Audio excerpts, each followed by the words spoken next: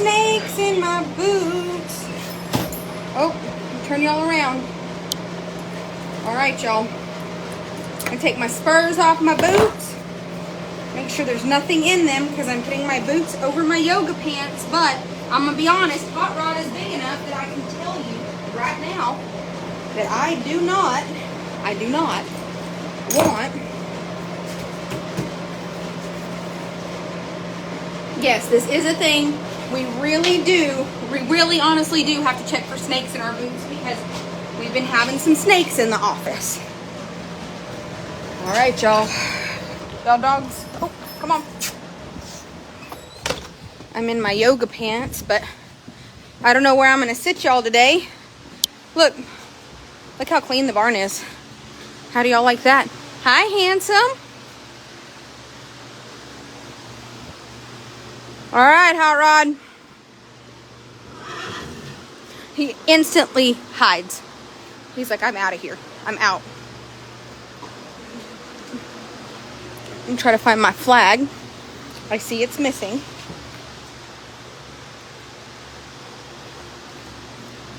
I'm gonna go find my flag.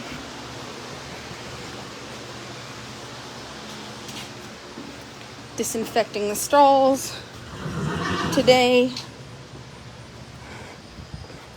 Man, I'm gonna have to order more flags. We are just about out. We'll do white. Is this a kid flag? It looks normal. Okay. Oh, gotta get my... Hold on. Need to catch my little foot rope here. You coming? Come on, bear. Dingledorf. Look, Hot Rod, he's looking out, but once he knows I'm coming down here for him, watch, he hides. Hot Rod! Hi, Hot Rod!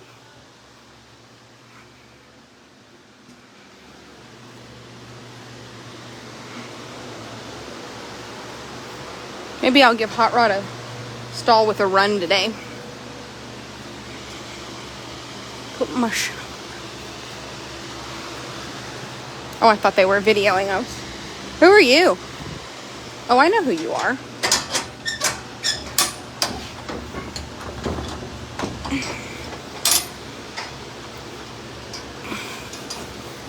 Okay, you guys.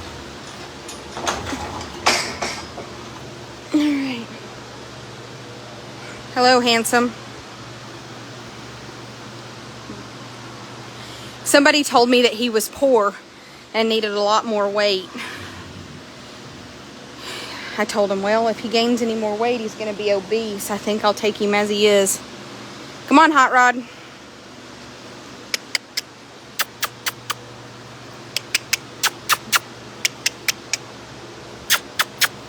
Come on, sir, face up. Face me. Come on, face up.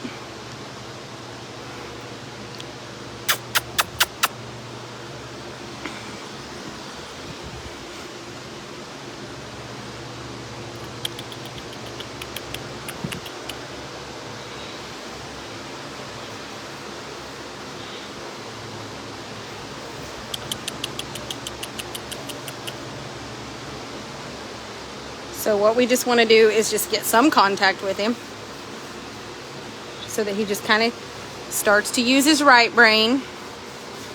Use your right brain, Hot Rod. Now then, come on. I know y'all haven't seen it yet, but he does bite and strike. And he's been being a lot better about it.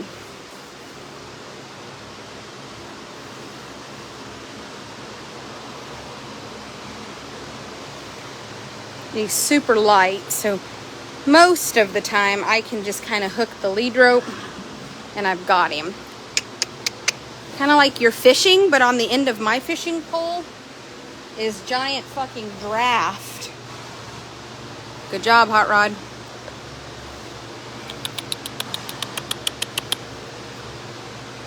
Hi, Hot Rod.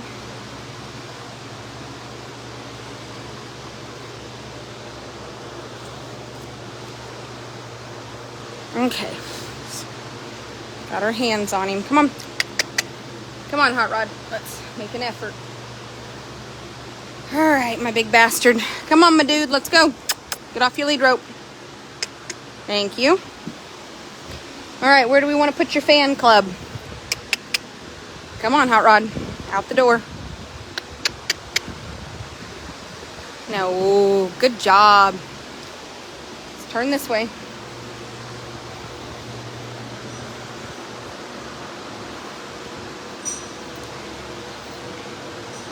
Come on, my dude. Let's go see what they're doing out here. Jackie, will you go shut the front gates for me?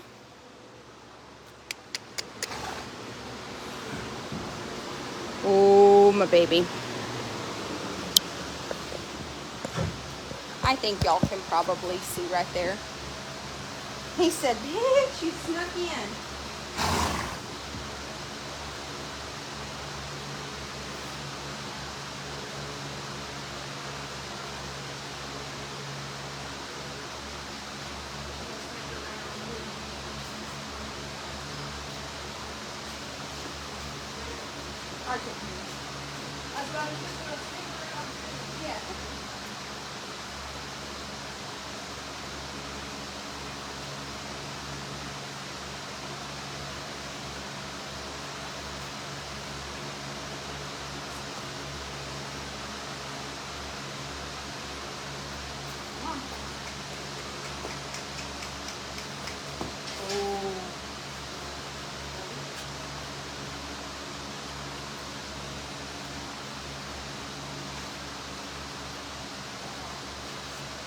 Oh my goodness, my baby.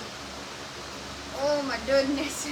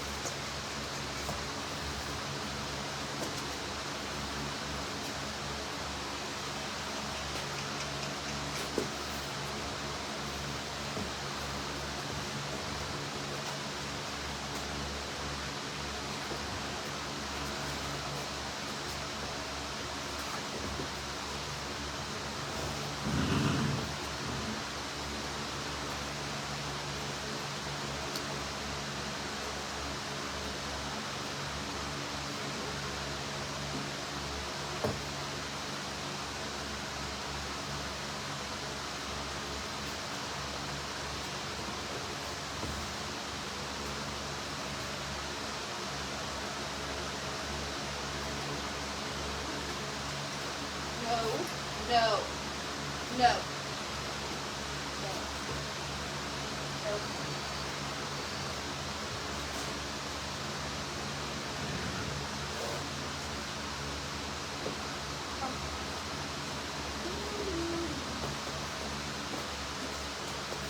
So I had a lot of people ask me why we use this string, and when you have horses that are really scared to have their feet picked up, you don't want to get your head down there and be fishing with them.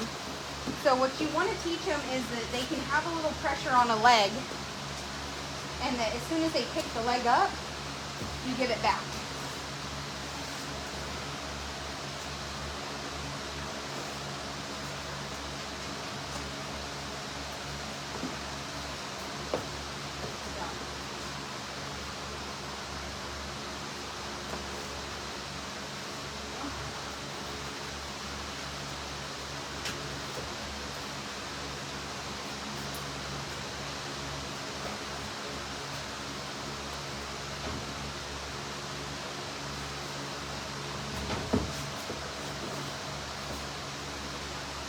He just swished his tail at me because he's angry. And so the biggest thing is there's a lot of horses that you can cheat, meaning you can get a lot further in a shorter amount of time and kind of skip steps. But this horse doesn't like human contact. There's no two ways to go about that. He really fucking hates to be touched by a human. He would rather have the flag, the rope, anything touch him except for a human, because he's very sensitive to my vibration and energy, and he's not used to it. Horses and humans vibrate different. What I can tell you is when I touch him, he tenses up. One thing, if you ever have a horse, I just want to remind you, always make sure that you turn your ass to their back feet, because if I were to lean forward to pick this foot up with my face that way, he's got that leg cocked, he's already mad, and he will bat, and he could kick me in the side of the face. So when I come up here, what I can tell you, see that tail swish? He does not want to pick this foot up. That tail swish is just like a cat. He swished it because he's uncomfortable, and he's basically telling me I put up with all the fucking bullshit that you've put me through because I like you. Not really, but I don't want to hurt you. But when a horse swishes their tail, it's just like a cat. He's not wagging his tail. He's not swishing his flies. That was anger. So what I did is I just started talking to you guys and just kind of took all the pressure off. I'm not taking my eyes off of him because he bites. And you'll notice when I go to pick this foot up right here, I put my hand up. I put my hand up so in case he does get angry and snap or bite, he can't get me in the face. I don't want my face bit. So you'll see I'll take the lead rope, put it up, and that's kind of a warning to him. I'll give him some scratches. Ooh. Give him a little love. Let him know that my contact is good. He's enjoying it. We don't have a lot of, well, he's swishing, but I'm just going to try to get him to just calm down. Now I'm going to scratch the shoulder, take my rope, and I put my hand up because I don't want bit. Good job. As soon as he picked the foot up, I just released pressure. What I'm giving him the opportunity is to be behind me and be calm, and I've just taken all the pressure away. I'm talking to you guys. There's no pressure on him. He can kind of think about what just happened. He can give him a second before I do the next thing for him to remember, like, I picked my foot up. I picked, my leg up, and all the pressure. Not only did she take the pressure off my leg, she didn't pressure me physically. What? Probably not, but I can look.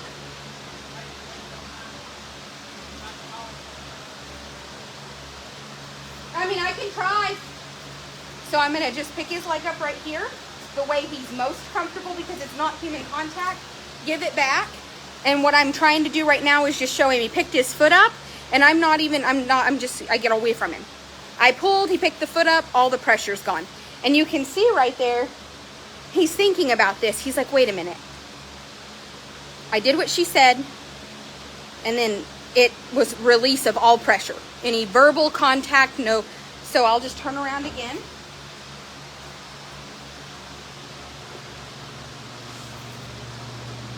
He hates it.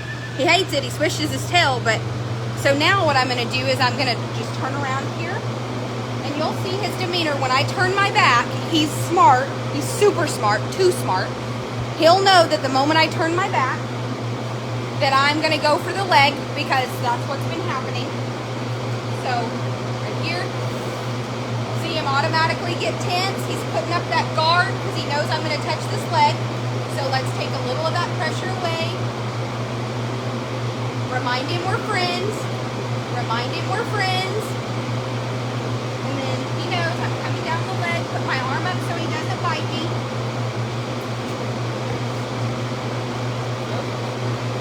So the reason I'm going to make him step back forward and do it again,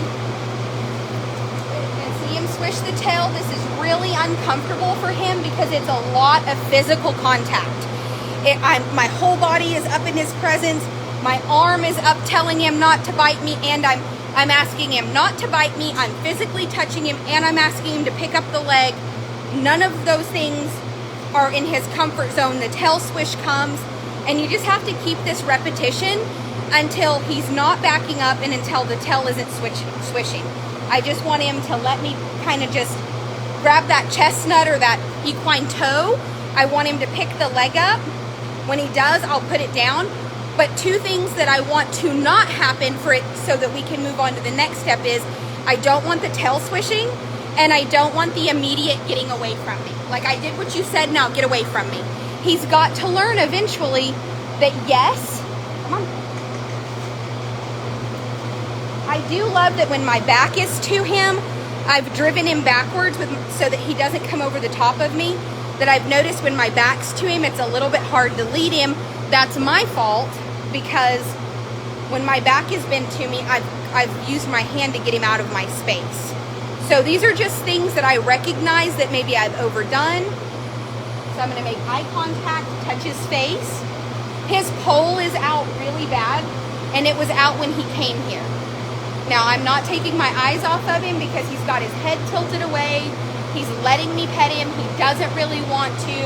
I'm going to put my hand up to remind him not to fucking bite me. And I'm going to give him a little love. He loves that. And then I'll just stop. And then a little love, don't bite me.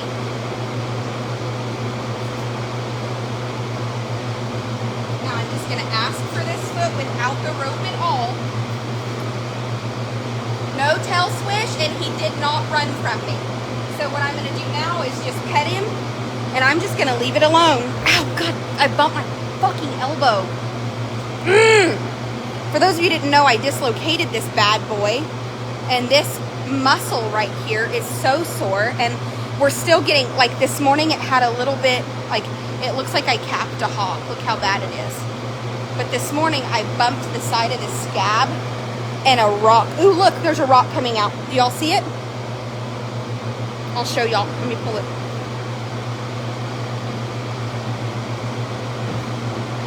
I keep getting rocks out of it.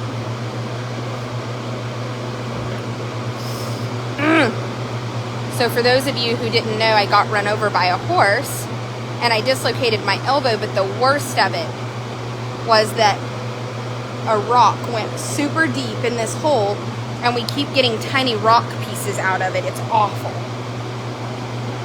Whew. I bumped it, and like I'm seeing stars and my ears are ringing.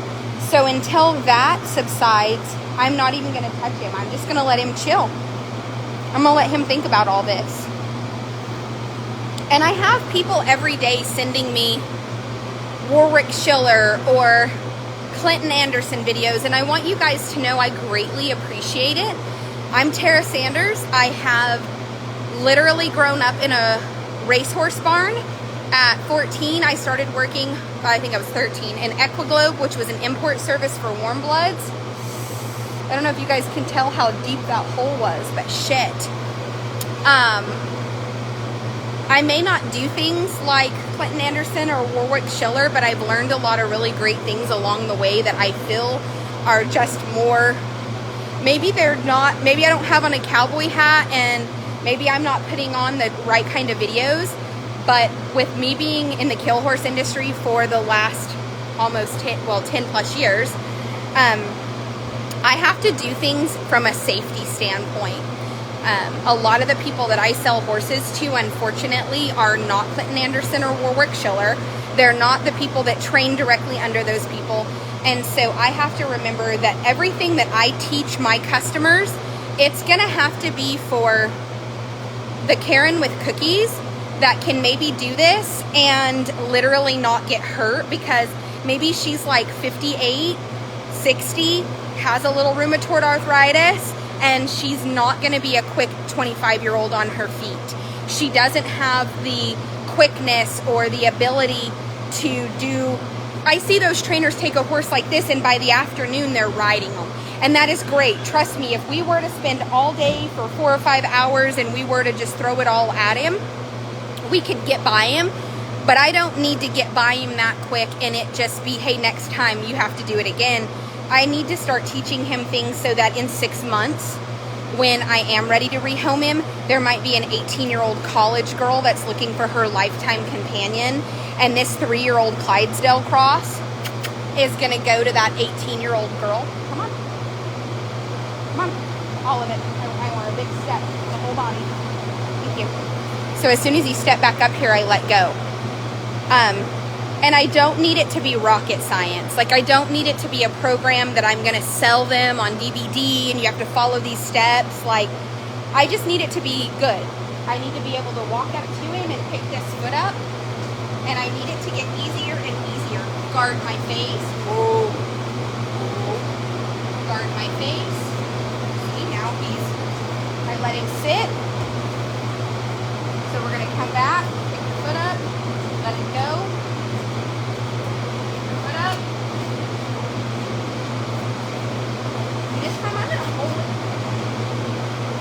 And did you see that he held it till I let go? Getting better. No bite.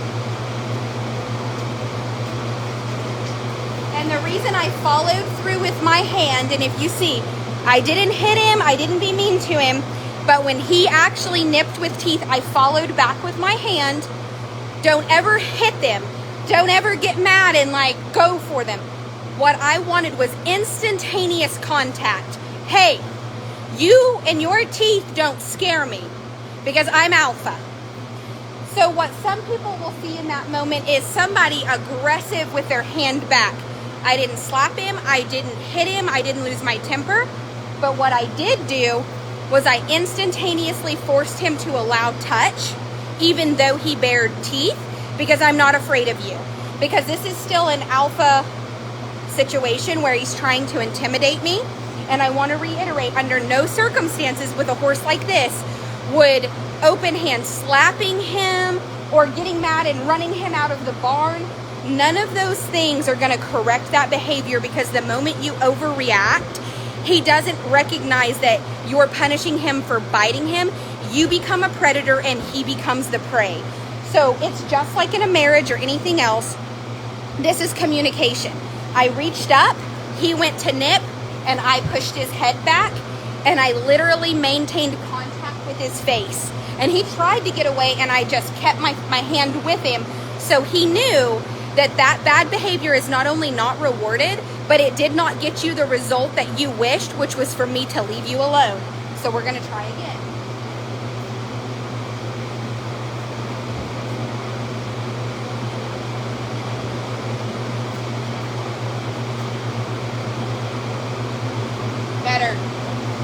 Better. What we never want to allow is for that push or those teeth for me to retreat. Okay? I don't want you to ever slap one, don't hit one. I've seen more people make a biting situation worse because they think that horse ran it out of the stall and bit, and they slap, they hit. The moment that you become the predator and they go back to prey, you lose this bond, and they never once associated the punishment with the crime. They are not a person. They do not think that way. They will never associate, oh my God, you hit me because I bit you. I don't care who you are. It does, and I've heard people say, yeah, well, if you do it in the first 5 seconds. No. The moment that you scare them, and it's not just like I'm the alpha, and you know the difference is, imagine this. We've seen a mama horse scold a baby horse, and sometimes it can be a lot. It can be, they're big, it's aggressive, and we've seen a dog get after a horse. It has nothing to do with the amount of force. It has everything to do with your mindset, your energy, and just the way it's done. So just because he bites, he does not get slapped. That's not okay. Step back up here. And again. Good. Good job. Okay, come out in. And now it's getting easier. He did that, and I just stayed contact. I'm going to put this hand up to guard me in case he bites. And I'm going to come back here and give him a little relief. And I'm just going to stand right here with him. I'm just going to stand right here with him in a place that he thinks I'm going to go for the foot. And I'm not. And I'm also no longer scratching, but I'm just maintaining contact. And look, he's wanting me to keep scratching. But I just am maintaining contact with his body while also keeping an eye on him so he doesn't bite me. And I'm just going to maintain contact. And I'm going to make it bigger contact. I'm going to step him up so y'all can see just a little bit better. He has a hard time eating with my back to him because I scolded him for kind of getting pushy from behind. And he's so smart. All I did was, he was behind me and we were walking, and he kind of like rushed, and I just put my arm out like that, just like a horse, like a kicking motion, and got him in the chest. And now when my back's turned to him, he knows I'm a kicker. He thinks I'm a kicker. So he doesn't rush up on my back because I did the kicking motion and I made contact with him right here in the chest when he was behind me. And he learned his lesson too good, so he's very careful about walking up behind me because he thinks that his newfound best friend will kick him. And obviously with my arm in this motion, I can't even kick him hard. It was just like a get back, and he learned because it was the same mannerisms. Yes. What is it? Where's Jacob? Why isn't he doing it?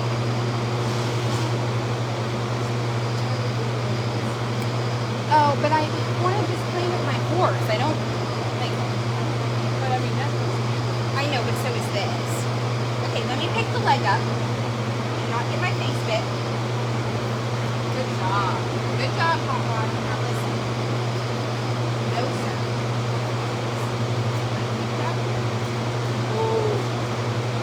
I don't want to rush this because Jacob needs something. No, I'm not. Stuff like that makes me have to rush what I'm doing. And when I settle in to do this isn't a rush, you know? And that's what bothers me about this shit is it's always like, Tara, I need you. Tara, I need you. Tara, this person needs you. I know, but he needs to just, then let me finish what I'm doing.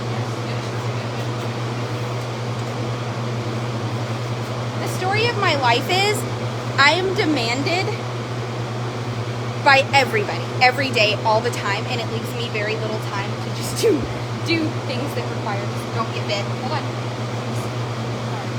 It's okay. You bite my face? Will you not be friends? Okay.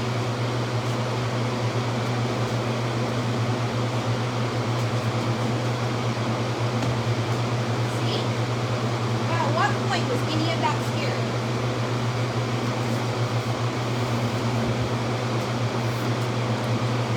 And the reason I make him drag this rope is I want y'all to understand the way that it's set up. It has a little ring on it, and if he were to get loose and take off, that ring can separate and this would come off. This also has a bungee cord around it, but look how high I can lift his leg. Now, yes, I give it back, but we've got it coming out the front. If I can pick your foot up, we're done. Just let me pick your foot up. Whoa, and we're done. Get up.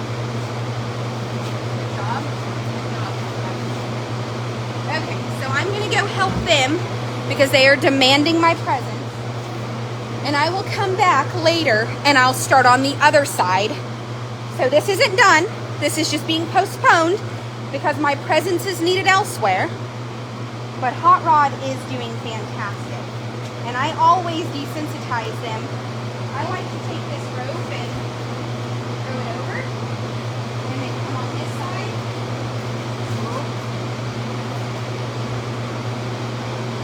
And I'm going to grab this rope and I'm going to make him walk up here. While I hold this rope over his back. Because that's just already getting him used to something over his body.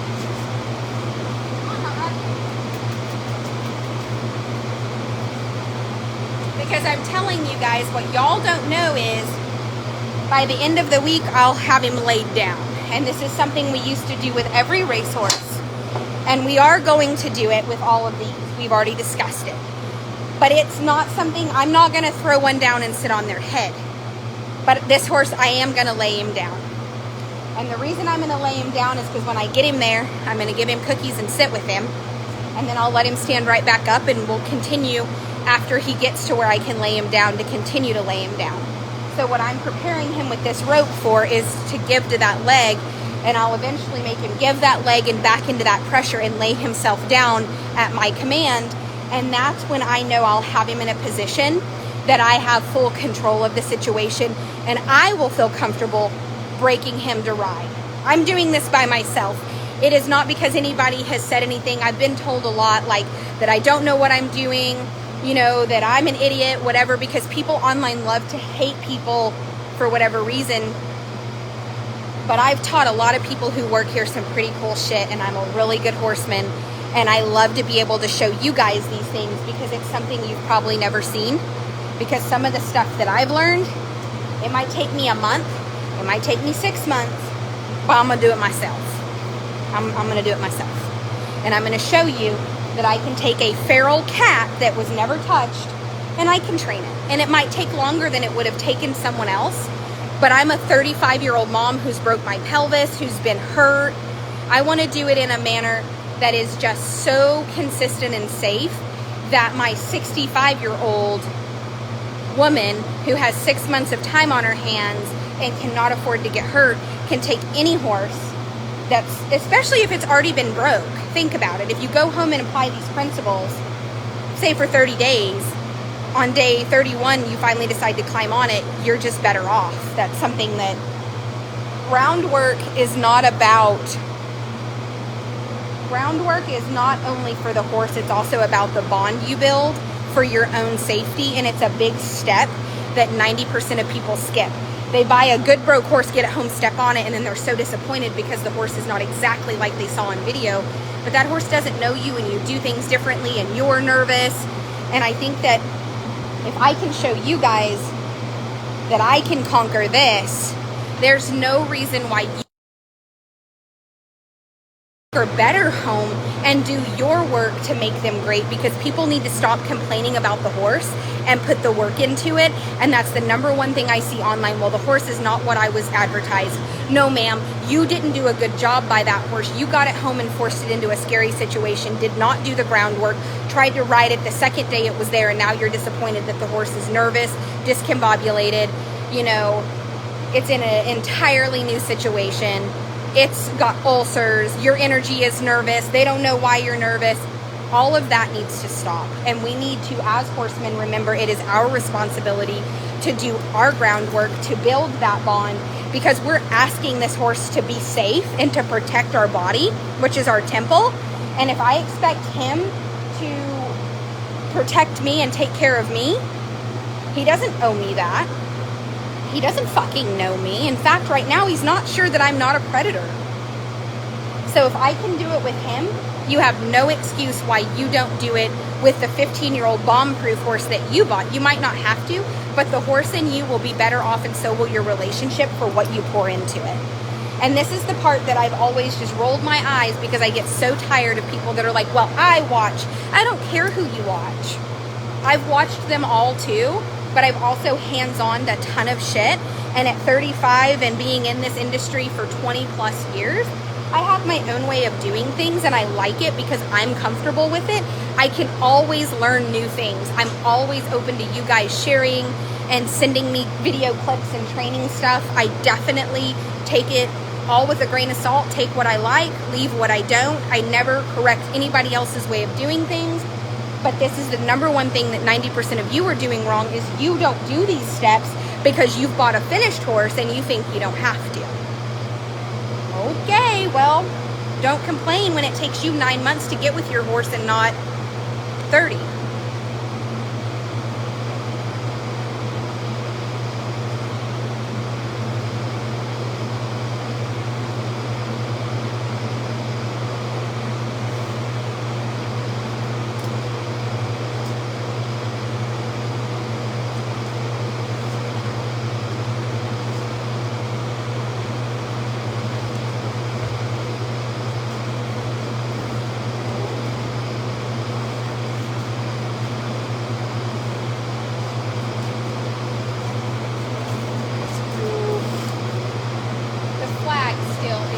Quite sure it's not a predator, so I'm trying to use the flag to get the rope off his leg, and he's escaping the flag, but I'm just going to step him back up here.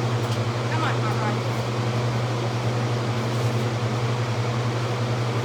And I'm just going to touch him with it enough that it's okay. Let him sniff it.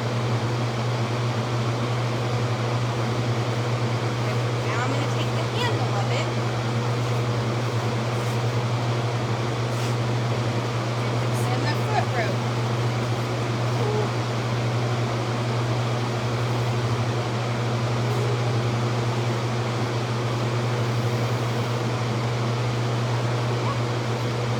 Rope is off and Hot Rod's back in the stall.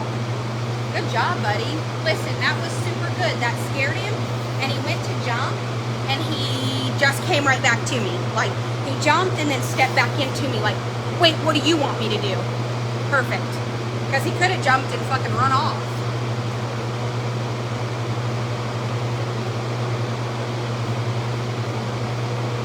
All right.